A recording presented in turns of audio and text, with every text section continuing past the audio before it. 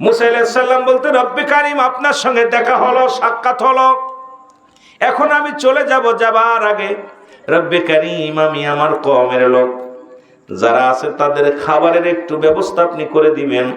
আপনার কাছে একটু দাবি, আমি যখন আসতেছিলাম সব লোক বলেছে, হে মুসা তুমি যে আল্লাহর সঙ্গে দিদার করতে, যেহেতু আমরা যে ফ্রি খাবার দাবার পাই, এই খাবারের ব্যবস্থা রব্বে কারিমের কাছে নালিশ জানায় দিও, আমাদের উপরে যেন রব্বে কারিম রিজিকের ব্যবস্থাটা ভালোভাবে করে দেয়। জোরে বলেন না সুবহানাল্লাহ।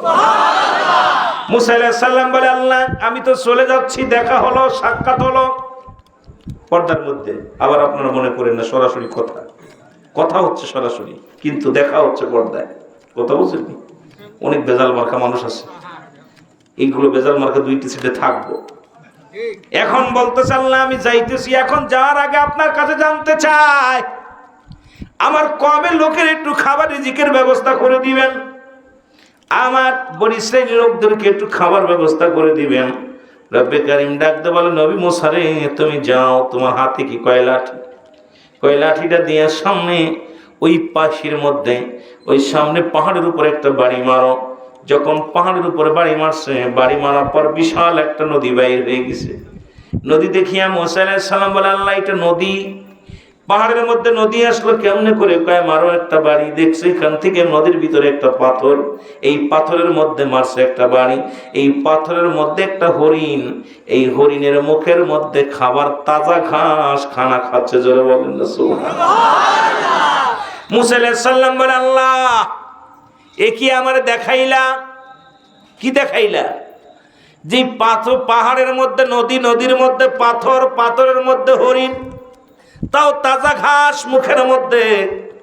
রব্বে কারীম ডাকতে বলে, নবী মুসা রে শুনে নাও, শুধু বনি ইসরায়েল নয়, গোটা বিশ্বের বুকে কুল কায়নাতের মধ্যে সমস্ত মাখলুকাত আমি হলাম রব, আমি সৃষ্টিকর্তা, আর সমস্ত সৃষ্টি জগতের রিজিকের ফয়সালা আমি রব্বে কারীম কেমনে করেছি তোমাকে দেখা দিলাম।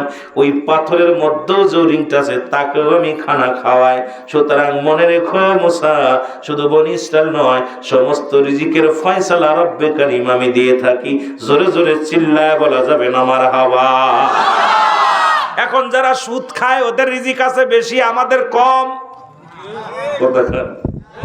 সুদখোর আর ঘুষখোর বাদ দিলে, এখন সুদের ওয়াজ করলেও দোষ, ঘুষের ওয়াজ করলেও দোষ, কথা কইতে গেলে দোষ। কথা বলেন ঠিক কিনা? আমরা মানুষের মতো মানুষ হতে পারি নাই, তাহলে রিজিকের জন্য ও মুসলমান গভীর মনোযোগ, সুদ খা হারাম না হালাল? সত্যি নেই কথা কন। শুয়োরের গোস্ত খাওয়া হালাম না হালাল? হারাম নেই। এই যে যারা কুরবানি করছে, অনেক ঘুষখোর আর সুদখোরেরা কুরবানি করছে, ওরা খিনজির করছে নাকি গরু করছে? কি করছে? কথা কয় না কেন? কি করছে? গরু করছে। ওদের জন্য কি গরু বৈধ ছিল? এখন আপনাদের গ্রামে অনেকেই ছিল এই জাতীয় মানুষ ছিল, অফিসে বইয়া সুদ ঘুষ খায়, বাড়ি বইয়া সুদ খায়, বড় বড় গরু কুরবানি করে দেখাইছে মানুষের যে আমি বিশাল একটা দিলাম গরু কুরবানি। কিন্তু আসলে পিছনে দেখেন, পিছনের রাস্তা শুধু বাম পথে লোক আসে, টাকা আসে। যেটা বলেন ঠিক কিনা? এরকম ছিল না ভাই? যেটা বলেন কুরবানি শব্দের অর্থ কি? ত্যাগ করা। প্রতিটা মানুষের ভিতরে একটা আমিত্ব, সেটা দূর করা।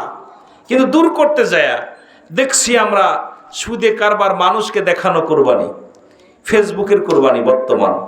এই কুরবানিকে কত বড় পশু কুরবানি করছি, কিন্তু কুরবানি দেখাইছে আমি 3 লক্ষ টাকার গরু কুরবানি করছি, 20 লক্ষ টাকার গরু কুরবানি করছি, কিন্তু এই গরুটি কত মন গোশ হয়েছে এটাও জানাইছে, কিন্তু কয় কেজি ফ্রিজি রাখছি এটা কি জানাইছে? কথা এটা জানানোর দরকার ছিল না? ফেসবুক স্ট্যাটাস দেওয়ার দরকার ছিল যে আমি 17 মন গোশ হয়েছে, 18 মন ঢুকেছি ফ্রিজি। কথা কন পাইছেন নি বন্ধু? এই ফেসবুক বন্ধুরা পাইছেন? তা আমাদের ফেসবুকে দেওয়ার দরকার ছিল যে আমি 3 মন গোশ হয়েছে মাশাআল্লাহ, 2.5 মন ফ্রিজি রাখছে। কথা কন না কেন? এটা কি দিছে নি? দিছে? কেউ দিনি। তাহলে বোঝা গেল এখন কুরবানিও ফেসবুকে চলে গেছে। এখন আমাদের অবস্থা খুব খারাপ। যে কথা বলতেছিলাম শুধু তাই নয়, কথাগুলো মনে রাখবেন। পয়গম্বর সুলাইমান উনি একদিন রাস্তার পাশে দাঁড়িয়ে আছে। আমি দুইটা উদাহরণের কথা বলতেছিলাম, তারপরে আলোচনা। পয়গম্বর সুলাইমান পয়গম্বর উনি রাস্তা দিয়ে যাইতেছিলেন, হঠাৎ দেখে একটা নদী, নদীর কিনারায় উনি দাঁড়াইলেন। দাঁড়ানোর পর দেখে একটা পিপিলিকা, পিপিলিকার মুখের মধ্যে একটা খাবার শস্য, এটা নিয়ে পিপিলিকা গুটি গুটি পেয়ে পেয়ে হাঁটতেছে।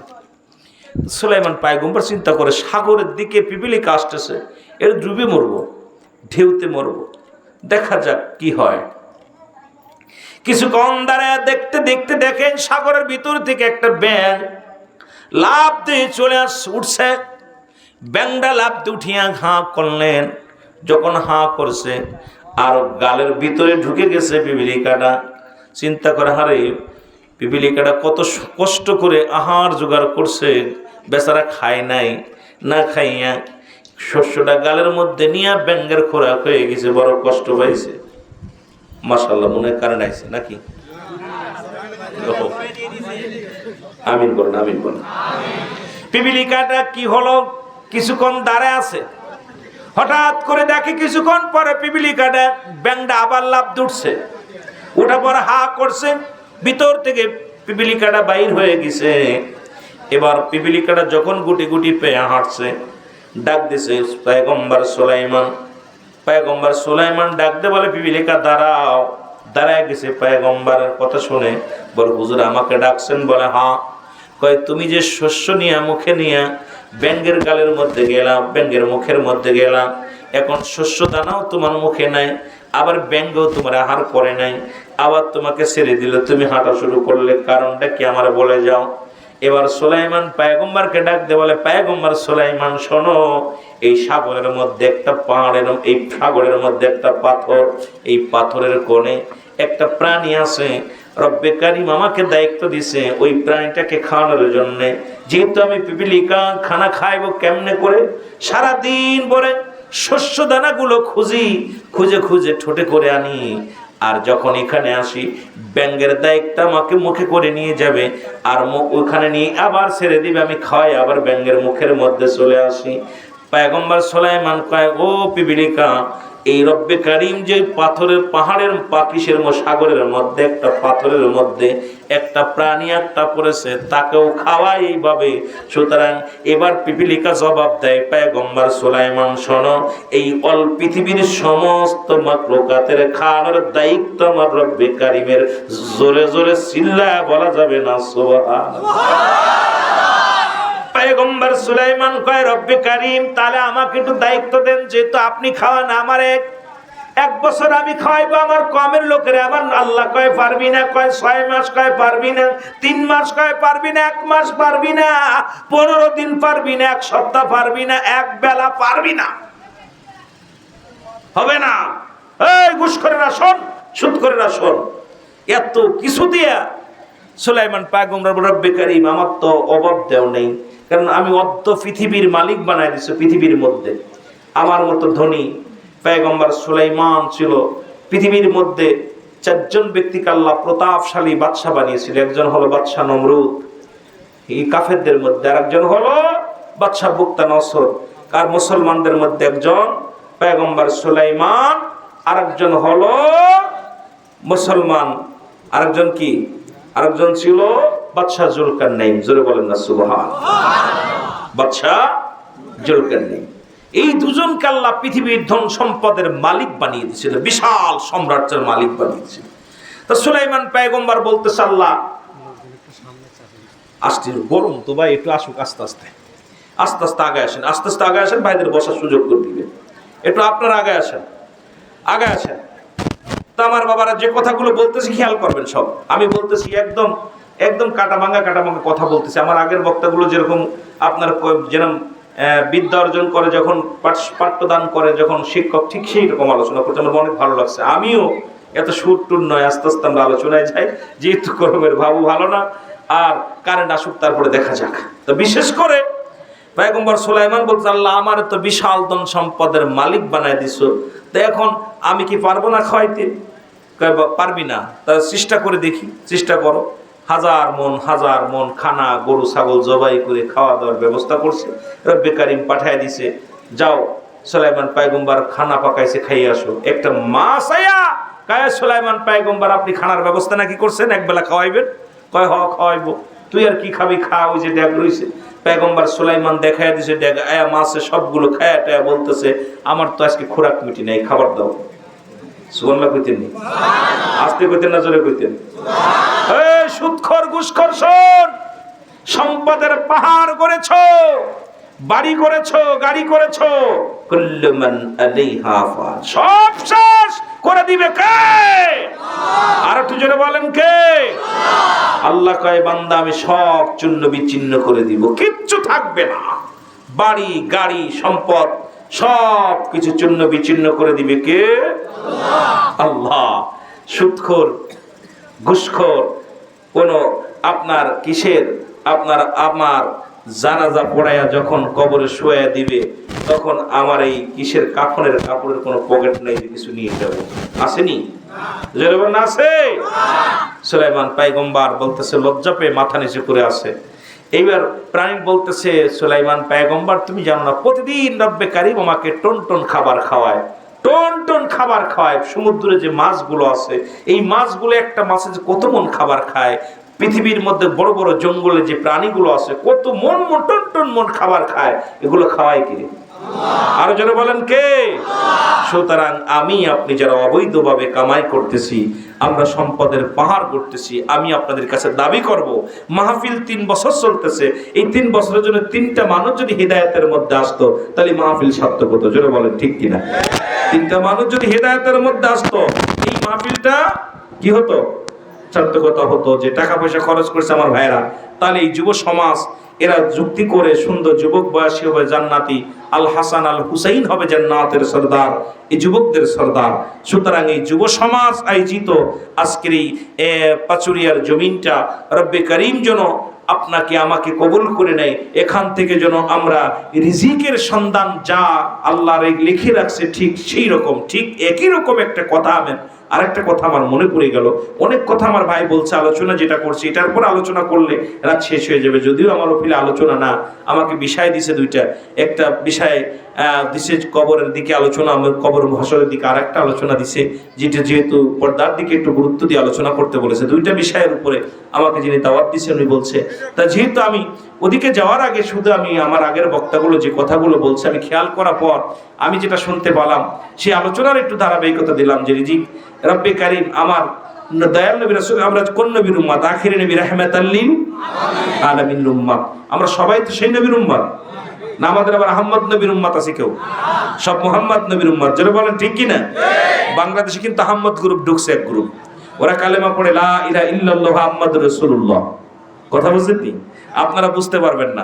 এই ঢাকার শহরে আমাদের যিনি পরিচালক, উনি অনেক শিক্ষিত মানুষ, যাত্রাবাড়ি লেখাপড়া করেছে। উনি ঢাকাতে একজন ইমাম পুরো 10 বছর নামাজ পড়াইছে, ইহুদি। কথা বলছেন, ইহুদি হইয়া নামাজ পড়াইছে। যখন ধরা পড়ছে তখন বলছে আমি ইহুদি।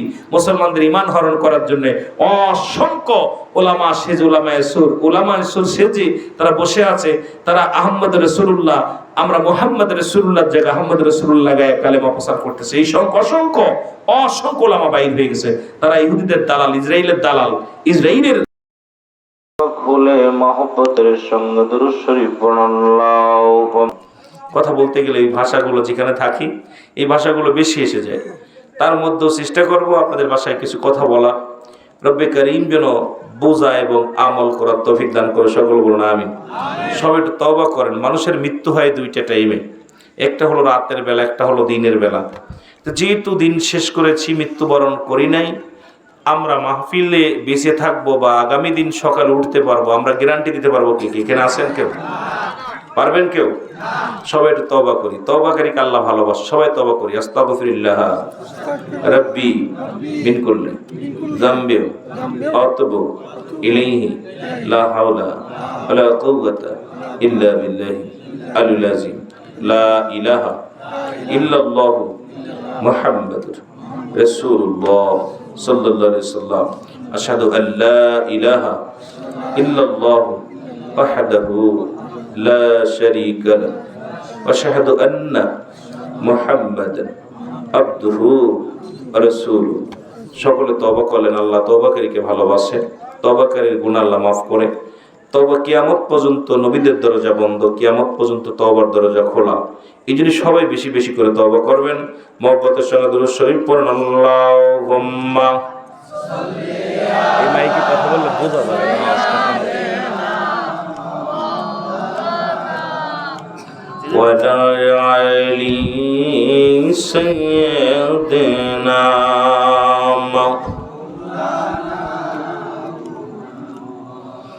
এ দুনিয়ার মুসলমান গভীর মনোযোগ। আল্লাহ রাব্বুল আলামিন রিয়াজুল জান্নাহ বেহেশতের বাগানে আসার মতো বসার মতো সুযোগ দান করল। এ সময় কত মানুষ জেলখানায়, কত মানুষ হাসপাতালে, কত মানুষ মৃত্যুশয্যায় সজ্জিত। রব্বুল আলামিন আপনাকে আমাকে জেলখানায় রাখে নাই, হাসপাতালে রাখেন নাই, সুন্দর পরিবেশ রিয়াজুল জান্নাহ বেহেশতের বাগান, কোরআনের মাহফিলে আসার মতো বোঝার মতো সুযোগ দান করলো। রব্বে কারিমের দরবারে উচ্চ কণ্ঠে আওয়াজ দিয়ে বলেন আলহামদুলিল্লাহ। এ আমার ভাইয়েরা, আমার বন্ধুরা, আমার ইসলাম প্রচারের জন্য যুগে যুগে যত নবী আসছেন প্রত্যেকেই কষ্ট করেছেন। আদম নবীর কালেমা আদম আলাইহিস সালাম করেছেন লা ইলাহা ইল্লাল্লাহ, আদম শফিউল্লাহ লা ইলাহা ইল্লাল্লাহ, ইব্রাহিম খলিলুল্লাহ লা ইলাহা ইল্লাল্লাহ, ঈসা রূহুল্লাহ লা ইলাহা ইল্লাল্লাহ, মূসা কালিমুল্লাহ। যুগে যুগে যত নবী আসছে প্রত্যেকেরই একই কালেমা ছিল লা ইলাহা, নাই কোনো ইলাহ, ইল্লাল্লাহ এক আল্লাহ ছাড়া কোনো মাবুদ নাই। আপনারও যিনি আল্লাহ, আমারও তিনি আল্লাহ। সমস্ত নবীগণ, সমস্ত পয়গম্বর এই পৃথিবীর মধ্যে আগমন করেছে একমাত্র আল্লাহকে চিনানোর জন্য, বোঝানোর জন্য। জোরে বলেন ঠিক কিনা? আর একটু জোরে বলেন ঠিক কিনা? তবে আমার ভাইয়েরা, আমার গভীর মনোযোগ। যুগে যুগে যত নবী আসছেন প্রত্যেকের উম্মতের একই দাওয়াত দিচ্ছেন, উম্মতিরা রে, আমি আল্লাহর পয়গম্বর, পৃথিবীর মধ্যে আল্লাহ ছাড়া কোনো মাবুদ নাই, লা ইলাহা, নাই কোনো ইলাহ, ইল্লাল্লাহ এক আল্লাহ ছাড়া, মুহাম্মাদুর রাসূলুল্লাহ সাল্লাল্লাহু আলাইহি ওয়াসাল্লাম। নবী যেমন বলেছে, আমি আল্লাহর প্রেরিত একজন রাসূল বা বান্দা, আমি মুহাম্মাদুর রাসূলুল্লাহ সাল্লাল্লাহু আলাইহি ওয়াসাল্লাম আল্লাহ পাকের প্রেরিত রাসূল। এরকম আদমও আল্লাহর প্রেরিত একজন রাসূল। যত পয়গম্বর দুনিয়ার মধ্যে আগমন করেছে সবারই একই দাওয়াত। সব বিশ্বব্যাপী যত উলামা ইকরাম আছে সবারই একই দাওয়াত। ইসলাম, ঈমান, ইহসান, কালেমা, নামাজ, রোজা, হজ, যাকাত, শরিয়াত, তরিকত, হাকিকত, মারিফাত। মুসলমান দুনিয়া, আগুন, পানি, মাটি, বাতাস, ওই দুনিয়ার মধ্যে যত কোরআন, হাদিস, ইজমা, কিয়াস, এইগুলো নিয়ে উলামা ইকরাম আলোচনা করে। তবে আমাদের মধ্যে ঐক্যর অভাব, আমাদের মধ্যে মুসলমান গভীর মনোযোগ। কারণ রাসূলুল্লাহ বলেছে বালহুয়া খিলাফ, এই দুনিয়াটা হলো পচা দুর্গন্ধ মরি। আর মানুষের চরিত্র হলো কুকুরের চরিত্র। এই চরিত্র প্রবেশ করার কারণে আমাদের ভিতরে দ্বিধা দ্বন্দ্বের মধ্যে আছে সব মানুষগুলো। জোরে জোরে বলেন ঠিক কিনা? এ আমার ভাইয়েরা, আমার বন্ধুরা, আমার আমি আলোচনার শুরু থেকে আমার আগের বক্তা যিনি সুন্দর দুই একটা কথা যা বলেছেন, রিজিকের বিষয়ে কথা বলেছেন, সুন্দর একটা কথা, আমি তার মধ্যে দুই একটা কথা বলেই আমি মূল আলোচনায় চলে যাব। রব্বে কারীম, আসলে রিজিকের মালিক আল্লাহ। তুমি রিজিক দাতা, নাম তাই রাজা। সব প্রাণীকে দাও রুজি, দাও তাই খরাক। তোমার তরিব তোমার গানে জেগে ওঠে বরবে আনে। বিলে ছিলে মাঠে রুজি, পায় যে পাখির চাক। মৌমাছিরা গুনগুনিয়ে যায় যে কাজে গান শুনিয়ে। পিঁপড়ারা পায় খুঁজে আহার, কঠিন শ্রমে ময়দানে আর। পৃথিবীর সব কিছুর মালিক হলো রব্বে কারীম। জোরে জোরে চিল্লায় বলেন ঠিক কিনা? এ মুসলমান, গভীর মনোযোগ, গভীর মনোযোগ। দুইটা বিষয় আমি উদাহরণ দিয়ে আলোচনার মূল ধারায় চলে যাব। যেহেতু আমার আগের বক্তা সুন্দর একটা রিজিকের কথা বলেছেন। আজকে সুদ ঘুষের মধ্যে মানুষ, আজকে জিনার মধ্যে মানুষ, আজকে প্রতিটা বাড়ির মানুষগুলো সুদের মধ্যে জড়িত। ঘুষের মধ্যে জড়িত, জিনা বা বিচারের মধ্যে জড়িত। এর একটাই কারণ হলো এই পৃথিবীর বুকে আমরা পৃথিবীটাকে আঁকড়ে ধরছি, পৃথিবীর সবচাইতে গুরুত্ব দিচ্ছি এই দুনিয়াটাকে। কিন্তু দুনিয়া যে আমার না, এই দুনিয়ার সব কিছু ছেড়ে চলে যেতে হবে। জোরে জোরে চিল্লায় বলেন ঠিক কিনা? মুসা আলাইহিস সালাম মুসলমান, গভীর মনোযোগ। মুসা আলাইহিস সালাম গেলেন রব্বে কারীমের সঙ্গে সাক্ষাৎ করার জন্য। আমি বলছি দুইটা বিষয় নিয়ে আমি কথা বলে আমি আলোচনায় চলে আসব। খুব গুরুত্ব দিয়ে খুব খেয়াল করে আলোচনাটা শোনা লাগবে। রিজিকের মালিক কে?